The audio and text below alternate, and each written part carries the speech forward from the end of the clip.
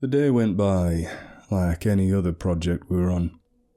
We were given a location, and I selected the best people for the job in the area. Kielder Forest, to be exact. Borders Scotland and England. Big forestry plantations mainly, but there's a little bit of old-growth woodland still there. The tasks were the usual. Come by, chop trees down. Simple as. And that's exactly what we did. But something towards the end of the first day really threw a spanner in the works. The chainsaws had finally fallen silent, replaced by the familiar sounds of the forest reclaiming its old. Birds resumed their evening songs, and the rustling of leaves in the cooling breeze became the dominant sound. I moved from group to group, checking on the crew as they packed up, ensuring all equipment was stored away safely. "Right, lads, good day's work. Don't forget to check your kit before heading out," I called out, exchanging the usual end-of-day banter. Our laughs echoing in the clearing, a familiar sound in the wilderness, or at least as wild as we can get here. As I reached the far edge of our operation zone, a creeping unease settled over me. Not entirely out of place. I mean, when you're alone in a forest, anywhere can seem creepy, especially when night's crawling in. I did a quick head count. A frown creased my forehead.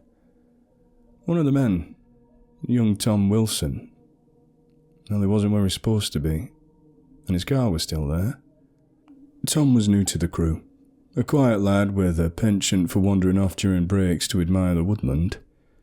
Wasn't like him to shirk work, especially not at quitting time. Pulled out my radio, my voice steady but underlined with a hint of urgency. "Has anyone seen Tom? He's not here, and we're about to wrap up." Replies crackled through the static, each one a variation of the same response. No one had seen him since lunch. The look on my face must have deepened. I looked around, the shadows lengthening and the mists beginning to curl through the trees almost like ghosts. "All right, lads. Stay put for now. I'm going to go have a look around," I said to the radio, hoping my voice didn't betray the unease gnawing at me. I grabbed my torch and set off towards the last place I've seen Tom, a small clearing near an old logging road. The air was colder as I ventured deeper into the forest, again, to be expected. The trees tend to cool the place down. Best place to be in the summer, I think. And it felt like the trees were closing in around me. The beam of my torch cut through the gathering gloom, illuminating the twisting branches and thick undergrowth. "Tom!" I called, my voice sounding small and insignificant in the vastness of this forest. "Tom, where are you, lad?" Silence answered me. A heavy, oppressive silence that seemed to swallow my words. I pushed on, my unease growing with every step. The forest felt different. The familiar paths seemed to shift and change, lead me deeper into the unknown. I stopped, strained to hear any sound that might indicate Tom's presence. The hairs on the back of my neck prickled, and I couldn't shake the feeling of being watched. The forest seemed unnaturally still. A flicker of movement caught my eye. I swung my torch towards it. For a moment, I thought I saw a figure standing amongst the trees. But when I blinked, it was gone. My heart pounded in my chest as I called out again, my voice tinged with desperation. "Tom, if you can hear me, answer, you pillock!" The silence that followed was deafening, broken only by the rustle of leaves in the breeze. I took a deep breath, trying to steady myself. I've been in these woods countless times, different places, but still these woods. But tonight, I felt like an alien planet, almost malevolent. I pressed on, determined to find Tom. He was my charge after all, I was responsible for him. As I pushed through the undergrowth, another chill washed over me, and I stumbled into another small clearing. In the centre, illuminated by a weak beam of my torch, was Tom's hard hat, lying on the ground. I approached it slowly as if it was about to explode, my heart feeling like it was going to do the same. The hat was scuffed and dirty, as if it had been dropped in a hurry. I picked it up, hand shaking. There was absolutely no sign of Tom, no indication of where he might have gone either. A sense of dread settled over me as I stood there, the forest growing larger around me. This didn't mean anything, but I couldn't shake the feeling that Tom wasn't just lost. The next morning, the air was thick with anticipation and unease as the search efforts commenced. The crew, usually a jovial bunch of lads, was uncharacteristically silent as they gathered their equipment. The local police had arrived, their presence adding a grim seriousness to the situation that I could do without. Detective Sergeant Elaine McKinley took charge. Her eyes were sharp, and she had a no-nonsense demeanour, instilling a semblance of order amidst all this chaos. "All right, everyone," she addressed her group, her voice clear, commanding. "We'll conduct a grid search. Stay in your assigned areas and report anything unusual immediately. Safety's paramount. No one goes off alone." I nodded, appreciating her straightforward nature. She divided us into teams, pairing police officers off with loggers. As we moved out, the forest seemed even more foreboding than before, the trees casting long, ominous shadows in the early morning light. We combed through the woods methodically, calling out Tom's name, our voices echoing. The search stretched on, the minutes turning to hours with no sign of the young logger. The oppressive feeling from the previous night hadn't lifted.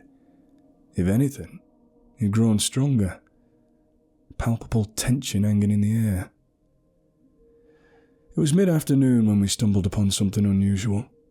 One of the officers, a young constable with sharp eyes, stopped abruptly and pointed to a tree just off the path. I didn't know what I was looking at, but the sight sent shivers down my spine. Deep claw marks marred the trunk, the gouges fresh and jagged, as if something large and powerful had raked its claws against the bark. The marks were far too deep and wide to be made by any animal native to these parts. At least, anything still alive. If we hadn't killed off all the bears a few hundred years ago, I'd be inclined to believe it was one of them. But no, even if we did, there's something not quite right about it. What the bloody hell could have made that? I muttered, my mind racing with possibilities, none of them comforting. Detective McKinley examined the marks closely, her brow furrowing in response. "I've never seen anything like this," she admitted, her voice tinged with concern. "Keep searching. Whatever did this might have something to do with Tom's disappearance." She looked unsure, but we pressed on regardless. The forest felt even more menacing now. It was as if the trees themselves were watching us, whispering something we couldn't understand. Eventually the light began to fade, as it often does, casting long, eerie shadows across the forest floor. Just as despair began to set in, a shout echoed across the woods. "Over here! I found something!" Everyone nearby rushed towards the sound, hearts bounding. Under a thick tangle of brambles, partially obscured by the undergrowth, lay a gruesome discovery. A single human finger, bloodied and torn. It confirmed our worst fears. Detective McKinley crouched down, her face pale but still resolute somehow. She carefully bagged the finger as evidence, her expression even grimmer now. "This changes everything," she said, her voice barely above a whisper. "We're no longer looking for a missing person. We are likely recovering a body." A heavy silence fell over the group as the reality of the situation sank in. The forest, once a place of work and camaraderie, transformed into something dark. Something you'd see on TV. "We'll set up a perimeter and bring in more resources," McKinley continued, her voice steady despite the tension everyone was feeling. No one goes anywhere alone. Stay alert and report anything unusual immediately. As we made our way back to the site, the weight of the discovery hung over us. The forest had given up a piece of its dark secret, but it was clear it held many more. And as night fell once again, I couldn't shake the feeling we were being watched. That something old and angry lurked in the shadows, waiting for the right moment to strike again. The days that followed Tom's disappearance were a blur of unease. The police investigation continued, but the forest seemed to swallow up all trace of what happened to the lad, giving nothing back. Despite the gruesome discovery of the finger, no further evidence came to light. The crew was on edge, the usual pissing about, replaced by looking over each other's shoulders, suspicious glances at one another, and at the darkening tree line. I had contacted my higher-ups, hoping they would understand the gravity of the situation, but their response was callous and disappointingly predictable. Quotas had to be met. The timber industry was relentless, and delays were costly. They told me to continue operations, insisting that the incident was an unfortunate anomaly and not an excuse to halt production. Reluctantly, I gathered the crew the following morning. The usual grumbling about early starts was absent, replaced by a sullen silence. Faces that had once been full of life and energy now looked drawn and haunted. "All right, lads," I said, trying to inject some confidence into my voice. "Got a job to do. Let's stay focused and stick together. If anyone sees anything strange, you report it immediately to me. Understood?" Murmurs of agreement met my words, but I could see in their eyes they weren't feeling it. The forest had taken one of their mates, and whatever loomed in the shadows seemed to be larger each passing day. The morning passed uneventfully, and the sounds of chainsaws and trees tumbling a strange comfort. I kept my eyes close on my men, making sure no one strayed too far from the group, while still trying to pull my fair share of work. The work proceeded smoothly, and for a brief moment, it seemed like we might get through the day without a problem. That hope was shattered just before lunchtime. We were nearing a break, the men looking forward to rest and a meal. I was checking the equipment when a panicked shout cut through the air. "Charlie! Over here, hurry!" I dropped what I was doing and ran towards the voice, my heart pounding. The sight that greeted me was a punch to the gut. 3 of my men, Sam, Greg, and young Billy, were missing. Their equipment lay abandoned, chainsaws still idling where they'd been left, something I had explicitly taught them not to do. Panic spread throughout the crew like wildfire. They tried to keep everyone calm, but fear was contagious. It wasn't a simple case of someone wandering off. 3 men vanishing without a trace in broad daylight was impossible to ignore. "We need to go find them," I said, trying to sound authoritative, and my voice wavered. "Stay together. No one goes off alone." We spread out in a line, calling their names, our voices becoming strained before long. But there I was again. Every time we entered deeply into the forest, I got that feeling on the back of my neck, like I was being watched from the dark recesses of the branches, like the trees themselves were bending over to inspect our little troop.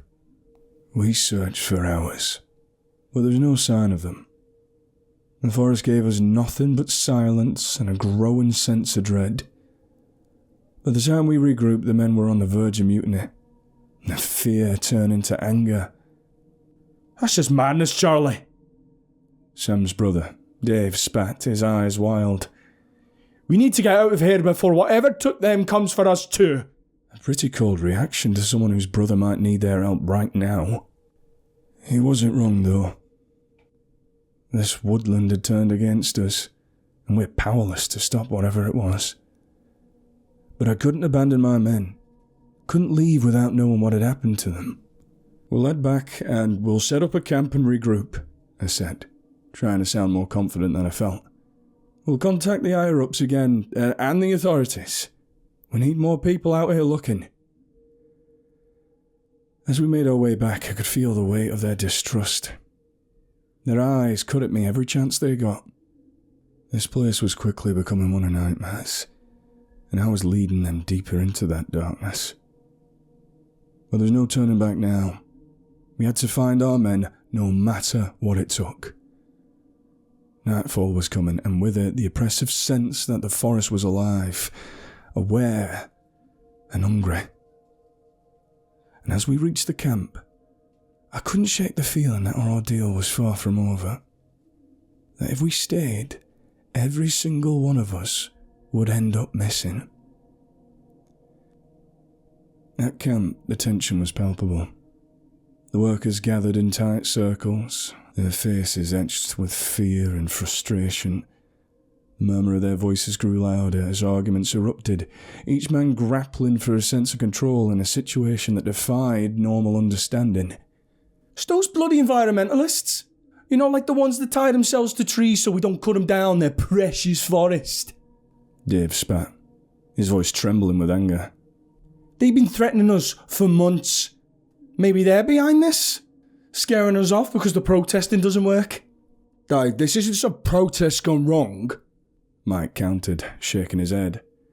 "Did you see those claw marks? And the finger?" "It's not the work of some tree hugger, mate." A cacophony of voices rose, each man voicing his fears and suspicions. Once united crew of men, fractured under this pressure, not trusting each other anymore. "Everyone just calm down," I shouted, trying to regain control.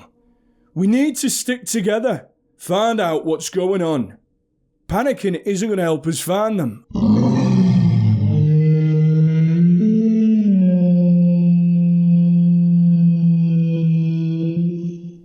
Before anyone could respond, a bone-chilling roar tore through the forest, ending in a menacing howl. It echoed off the trees, and the silence of the men was instant. It was a sound unlike anything I'd ever heard. Deep, primal and full of anger. The birds took flight in a flurry of wings, the forest falling eerily silent in its wake. "What the hell was that?" One of the men whispered, his voice barely audible. Fear had turned to palpable terror. The men looked at each other, wide-eyed, the decision made without a word.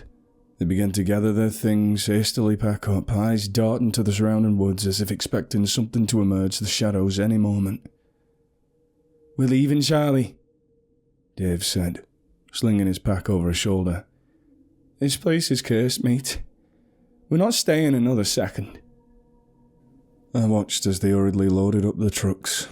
The once steadfast crew, now a panicked herd fleeing an unseen predator.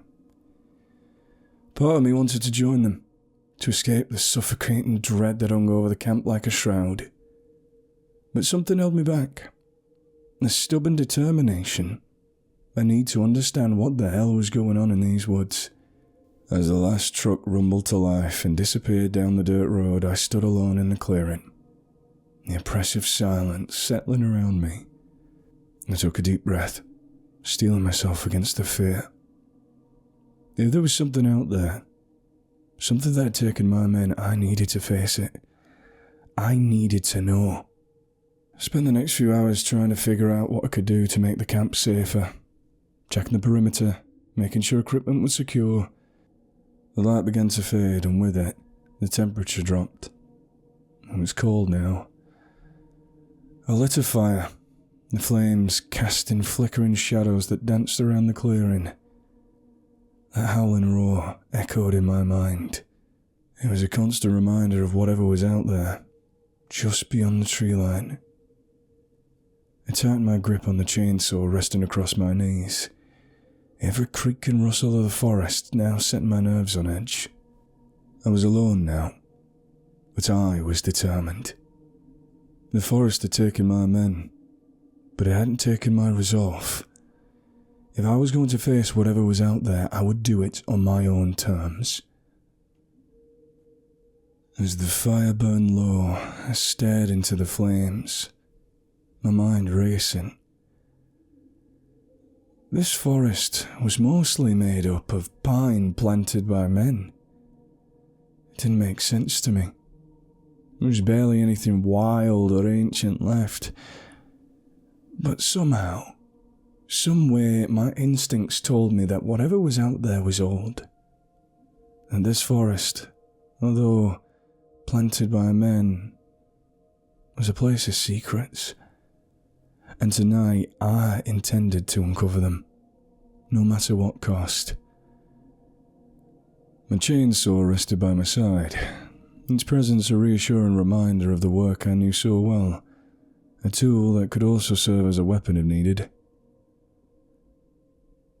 Just beyond the firelight, I heard it. A soft rustling, a whisper of a movement. I tightened my grip on the chainsaw, my heart pounding as I rose to my feet, ready to take on whatever came out of that darkness. From the shadows, a shape emerged, moving with grace. At first, I thought it was an husky, a sled dog of some sort. Its form was low to the ground and it was covered in thick fur. I quickly thought, finally, some answers to what I've been experiencing. The loud howl, just a lonely dog.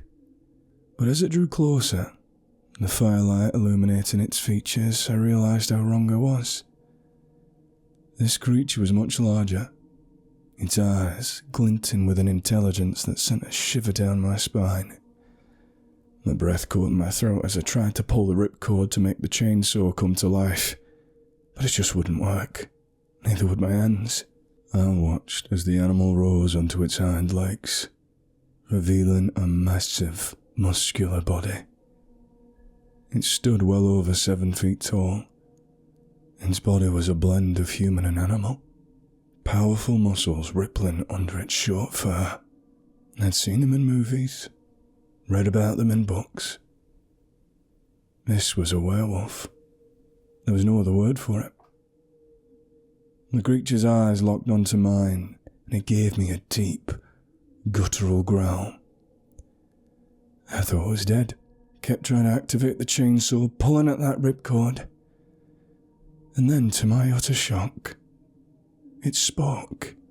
Its voice strained and gravelly, each word a struggle to form. Woods, our place, home. You heard, we respond. We take payment for damage. Go. No more take. Oh, we take all, man. The words hung in the air, a dire warning that chilled me to the bone. My mind raced, trying to comprehend if this was real, what I was seeing, what I was hearing. The creature, this monster, was claiming the forest for its own, demanding that we leave and cease what we're doing, or face dire consequences. I took a step back, my grip on the chainsaw tightening. We didn't know, I managed to say, my voice louder than I expected. We didn't know this was your home. We're just innocent men. We want to find the rest of our men. The werewolf's eyes narrowed, a low rumble emanating from its chest. Men taken for payment. Leave now. No more harm, or we take all. The implication was clear.